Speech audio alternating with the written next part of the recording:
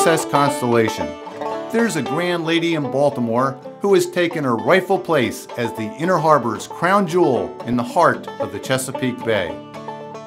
Imagine that, launched in 1854 and still afloat. Even more exciting, visitors can come aboard Constellation and explore to their heart's content. On board Constellation, history comes alive as visitors touch, feel, and experience what life was like for sailors during the Civil War. Just bring your imagination. Constellation is the second of 3 U.S. Navy vessels to carry the same venerable name. The first, the frigate Constellation, was built right here in Baltimore at Harris Creek and launched in 1797. Known as the Yankee Racehorse, the frigate Constellation was one of the first 6 ships built by the United States Navy. The ship you see here, the sloop of war Constellation, was built at the Gosport Navy Yard in Portsmouth, Virginia, and launched in 1854. A newspaper account from the day of her launch reported that there were 8 pieces of the original frigate Constellation contained within her timbers. The third Constellation was the aircraft carrier CV-64. Launched in 1960, she served until 2003. President Ronald Reagan called her America's flagship. But it's the sloop of war Constellation that's here in Baltimore today, and the Chesapeake Bay has always been central to her story.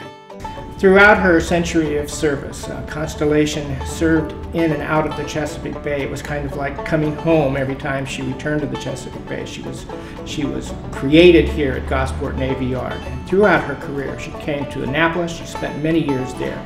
She sailed to Philadelphia. She sailed up and down the bay several times. Every time that she returned, it was like a homecoming for her. Hello everybody, I'm Jerry Getka, your host for the Top of the Morning Show. Today's a very serious topic. We're going to be talking about the health of the Inner Harbor and how we'll be able to do some things about that. Hello everybody, I'm Jerry Getka, your host for the Top of the Morning Show. Today's show is coming to you from the Inner Harbor on the U.S. Constellation. We're going to be talking to Dr. Japhus Doswell, and he's got a lot of interesting things going around, talking about how to better Baltimore by working with sort of a STEM program, a company called Juxtopia. Very interesting. Stay tuned. My name is Dr. Japhus Doswell. We are Team Juxtopia Imhotep from Baltimore, Maryland, USA. Team Juxtopia Imhotep is comprised 100% of students. Most of the students are from the city, Baltimore City, Maryland. The students' age ranges from middle school, high school, as well as college-age youth. Currently we have 5 students. The advantages of having a student team is that, one, they're hungry. They really want to do something that's very innovative, think outside the box. The pure innovation, eagerness, and propensity to learn is there. The disadvantage is that they do not have the experience as a seasoned professional. The work with the Google Lunar X Prize Challenge has definitely influenced our work with Juxtopia Imhotep. There can be crossover technologies from the Google Lunar X Prize competition to the Qualcomm Tricorder Challenge, specifically in the sensing technologies. Matter of fact, our 16-year-old student, the youngest student on the Google Lunar X Prize team, came up with her own spectrometer design to be integrated into the robot and identify water on the lunar surface. My mother was an educator, my father was a social worker. I'm the only child, so they put a lot into me to engineer the person that's talking to you today. Had a great experience growing up and was exposed to so many things that I think contributed to my intellectual, social ability, and providing that same experience for other youth that otherwise would have had that in their own family. I think it's a contribution that all of us should think about making, especially creating the next generation of youth that should be better than the previous generation.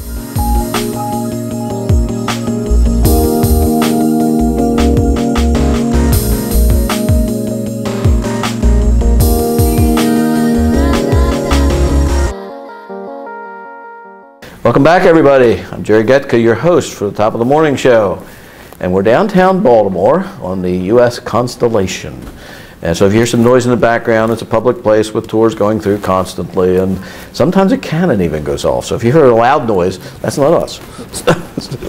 I'm here with our guest today, who is Dr. Japhus Doswell, and he is with the Juxtopia group. And what exactly is that? So the Juxtopia group has a mission to improve the learning proficiency of underserved and disadvantaged populations in the area of science, technology, engineering, and math, as well as entrepreneurship. And we have various learning technology interventions to accomplish our mission, ranging from programs to get students involved in real-world robotics that have commercial applications to creating high-tech micro-enterprises that impact economically Maryland and the nation overall. So you bring in kids and they build robots? We build in kids, they build a whole lot of things, from Juxtopia wearable augmented reality goggles to autonomous robotic systems that, like one student team conceptualized a robot for a barbershop, or nails, like a nail type of cleaner and filer, to more things that are practical, like a robotic lawnmower, things like that. So they come up with very creative ideas. They identify certain problems and come up with innovative solutions to actually solve those problems. Where do these kids come from? Baltimore City Public Schools mainly. There are certain professors or teachers inside of the school systems that may recommend certain students in our program. Okay. And then they'll come to our lab at 1101 East 33rd Street, which is Old Eastern High School, and camp out there for about 4 hours a day, 20 hours a week, working on their projects. What age group is this? We started originally mentoring high school students, but then we started accepting middle school and high school students after we evaluated that their middle school students, sometimes if they have the discipline and focus, can outperform high school students in certain engineering disciplines. Why do you think that is? We found out based on, you know, when our program is regimented, so it's almost very similar to what you would do in the real world.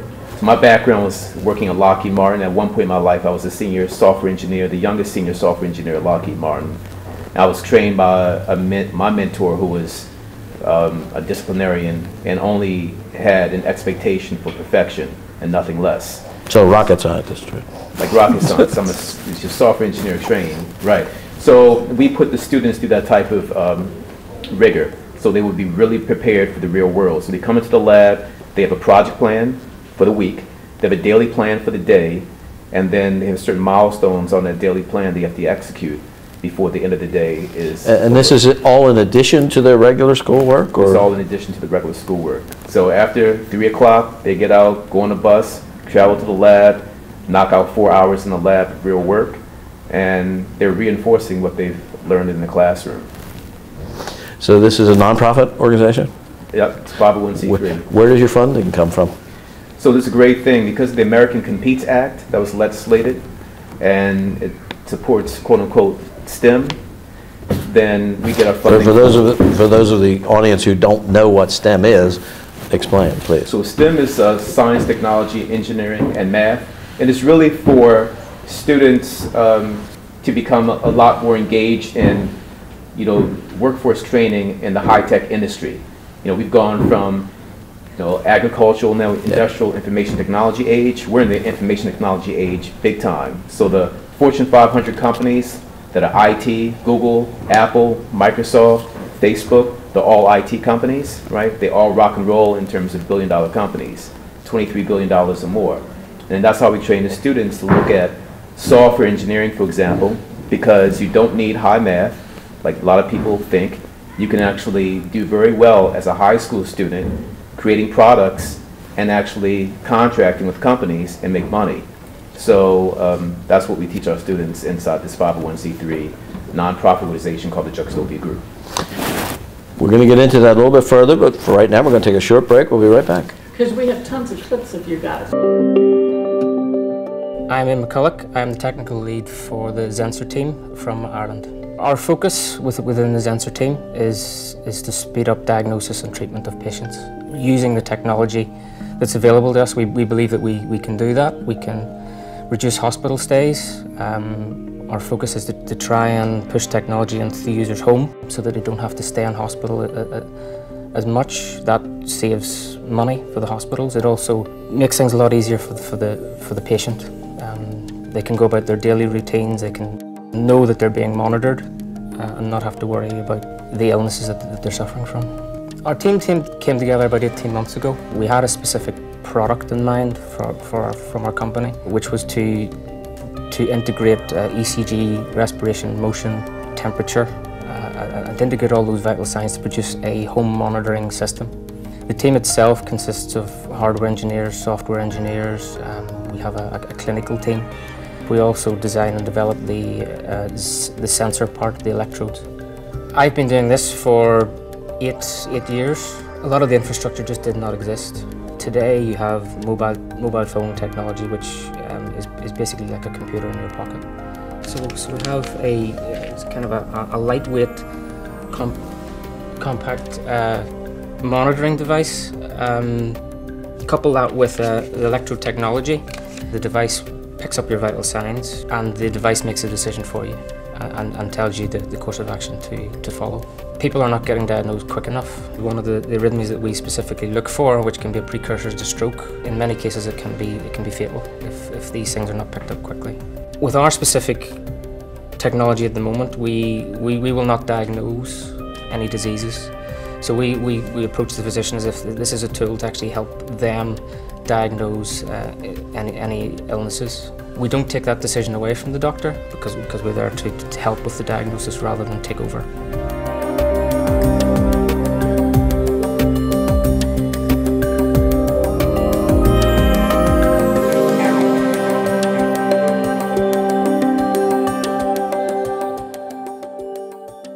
Welcome back, everybody. Welcome back. Jerry Gutka, your host, and our guest today, Dr. Javis Doswell with Juxtopia. Why don't you tell us a little bit about your background? Okay, sure. Baltimore native, third generation.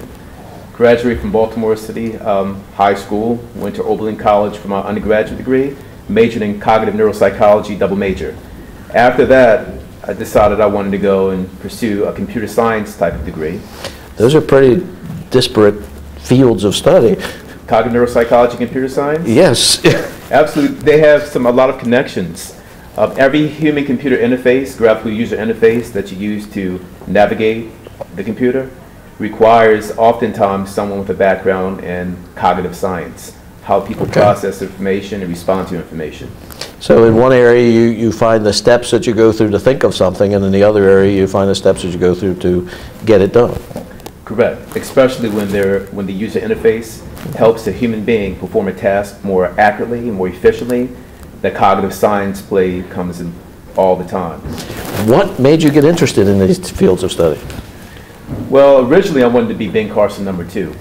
Okay. In neuroscience. Grew up playing. Well, he's retired now, so there's room for another one. Right. My interest has changed since then. I was playing piano and violin. Grew up playing piano and violin at 4 and 6 respectively. And then I didn't really know what I wanted to do.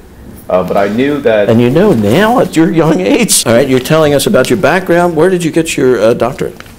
Took my doctorate. When you get a PhD, you take the PhD from George Mason University. My field of study was artificial intelligence virtual instructors that can complement a human instructor in the classroom. Because pedagogically... Compliment meaning you're a nice guy and that sort of thing? Yeah. Compliment means that human beings are okay at instruction. PhD is the worst, like myself. And we're not taught to teach, but we get hired because we have a PhD.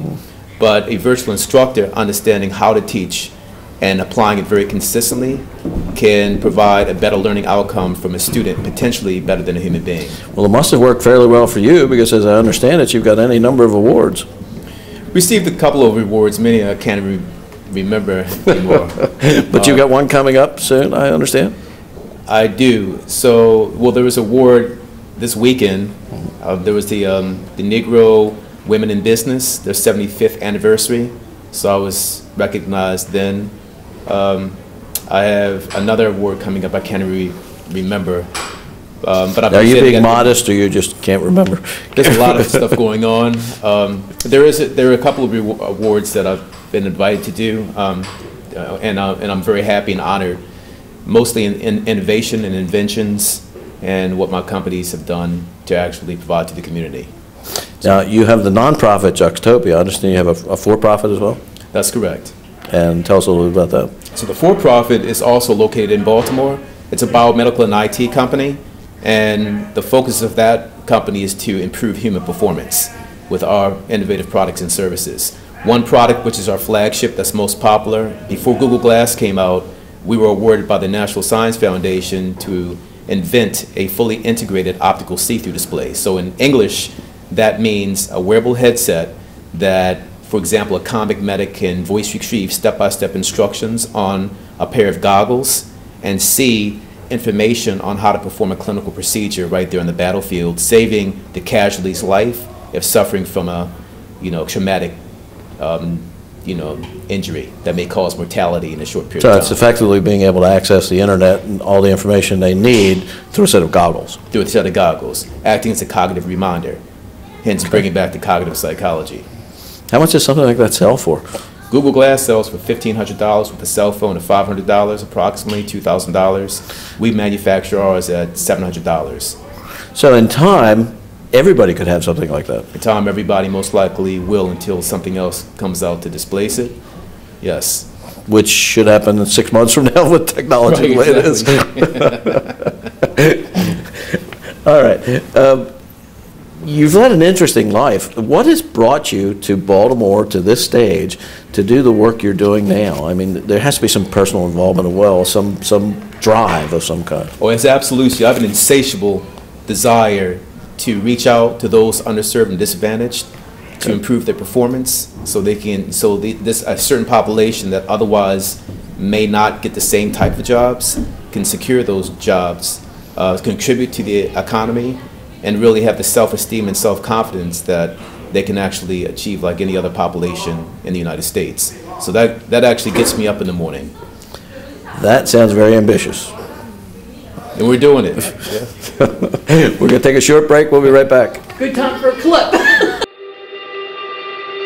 My name is Tom Furness, and I'm the team leader for the Vigilant team in Seattle, Washington. My background is a varied background. I spent the first 23 years of my career designing fighter cockpits for the military. It's just like the change that happened in the telephone system, where we had to depend upon a switchboard operator to make our calls, to patch us into another call.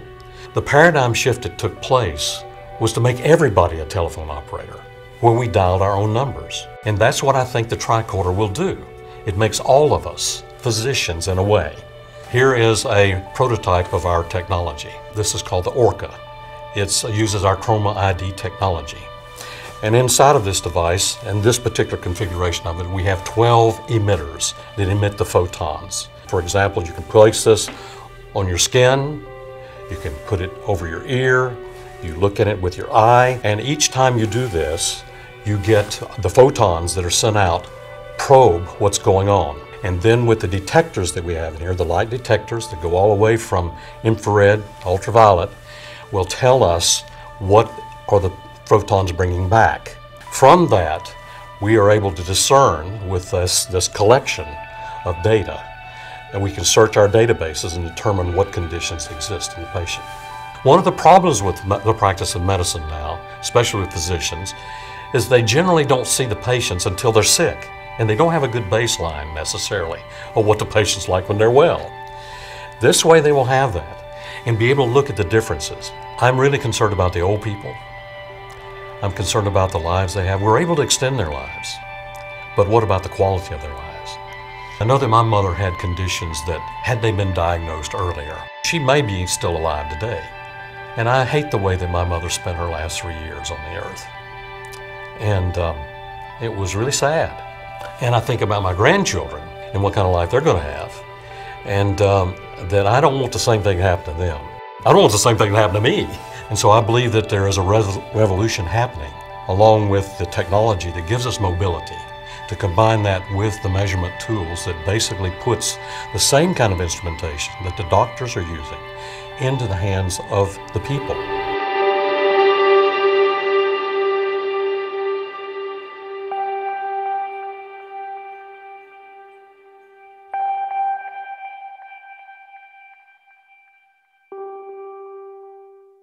Welcome back, everybody. Welcome back to our very noisy U.S. Constellation tour groups in the back going on all over the place.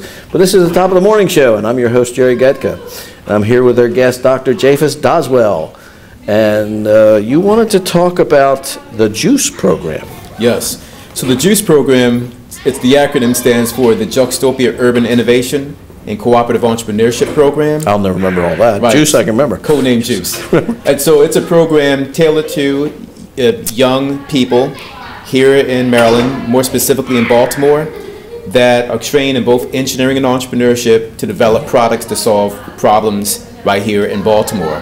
We're actually running a campaign called the Disparities Campaign, or the Health Informatics and Information Technology Disparities Campaign, HIT Disparities, so that money can be raised to support the students and their innovations applying STEM skills to address painful problems that adversely impact underserved and disadvantaged populations in Maryland. So do you have a fundraiser of some kind coming up for that purpose? Or? It's ongoing. So we have a HIT Disparities campaign.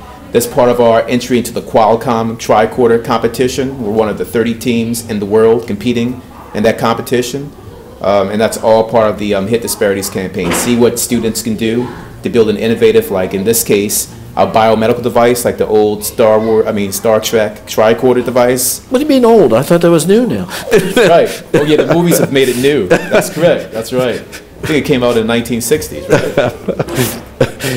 I like, other than a tricorder, I'd rather have some. Can you get your students to work on a transporter part of that? I would love to be able to just dematerialize someplace else whenever I wanted to. That would be a problem to solve. You're looking for funding. Do you take public funding? And where would people be able to reach you and contact you to do that sort of thing? To give we take public funding. We're a 501c3 nonprofit organization in Maryland. The Juxtopia Group is. And someone can contact me, Dr. Japhis Doswell. Send me an email at japhis@juxtopia.org. And I'll receive the email. Our board will look at it. And hopefully we'll have that running across the bottom of the screens for people to write down when they can get to a pencil. Mm-hmm. Well, Dr. Japhis Doswell, I want to thank you for being here, being our guest today. Appreciate it. I can't say enough about all the things you're trying to do. It sounds very ambitious. And working with the people that you're working with, trying to get funding in so many different areas. I just can't imagine growing up in this area myself, those types of things being available to the kids today.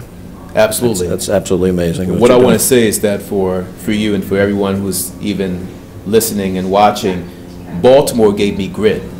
And in entrepreneurship, you need grit and perseverance to hunt hard, hunt well, and succeed.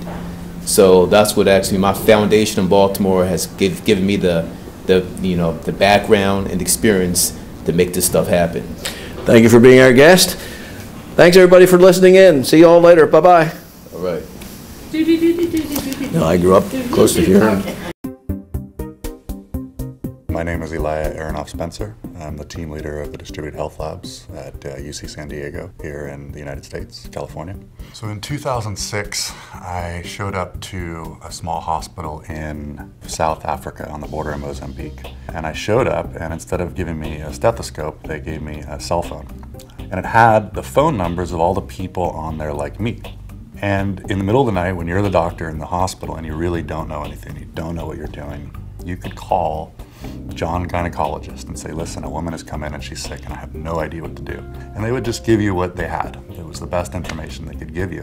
And you start to see healthcare as an information finding problem and then an action problem. They have about $48 a year to spend per patient on healthcare.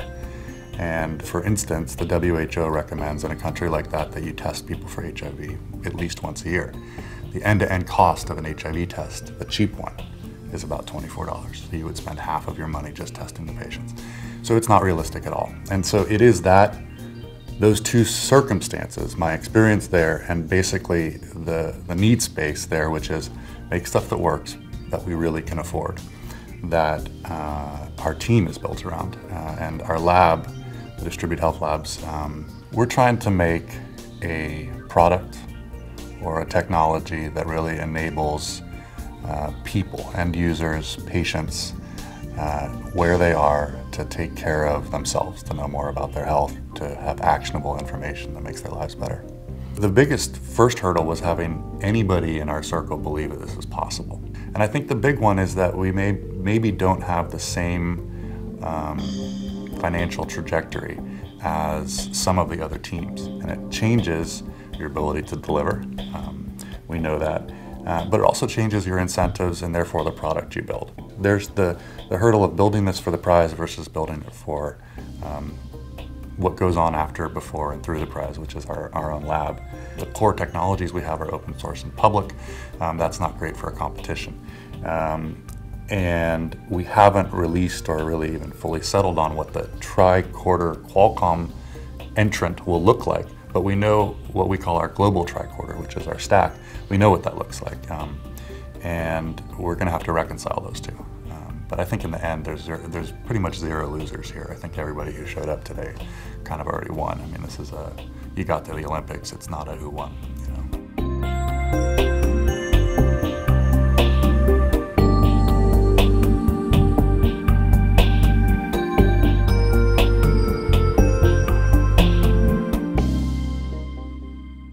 Rather than looking at pictures, you can actually see what they were in and you can actually understand it.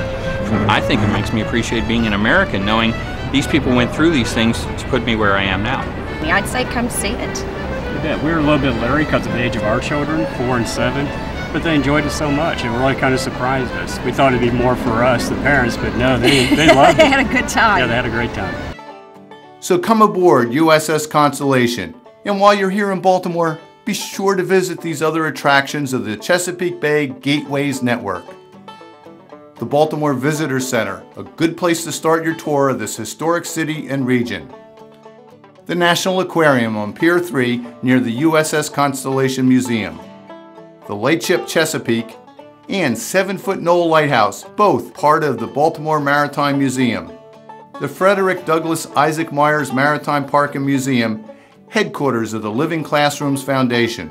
Fells Point, an early American shipbuilding center, and the Fells Point Maritime Museum. And of course, Fort McHenry National Monument, where the people of Baltimore valiantly defended the city from the British during the War of 1812, and Baltimore's own Francis Scott Key wrote our national anthem, the Star-Spangled Banner. So welcome aboard USS Constellation, and enjoy your visit to the historic sites of the Chesapeake Bay Gateways Network.